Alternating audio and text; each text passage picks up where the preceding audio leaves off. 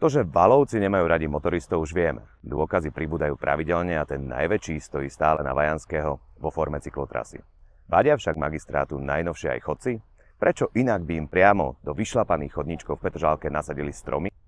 Tieto prirodzené bariéry chôdze vznikli len nedávno a ide o náhradnú výsadbu za vyrúbanú zeleň pri električke. Chceli naši ekológovia takto chrániť trávnik? Nevieme. No ak áno, nepodarilo sa im to. Ľudia teraz vyšlapávajú trávnik dookola. Stromy v ceste tak pôsobia skôr ako výsmech Petržalčanom. Možno si hovoríte, že nové stromy a snaha o ochranu trávnika sú ekologické. Ešte ekologickejšie je však chôdza pešo. Každý, kto sa venuje téme mestskej chôdze, totiž vie, že chodci volia najkratšiu možnú cestu z bodu A do bodu B. Preto sa príčetní mestskí plánovači snažia čo najviac chodcom výjsť v ústrety a radia vychodené cestičky premeniať na regulérne chodníky. Spravilo tak aj vedenie Petržalky, ktoré cestičku cez trávnik vydláždil.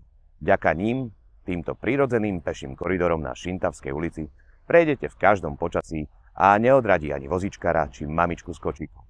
Vráťme sa však ešte k Valovmu ekologickému sadeniu stromov.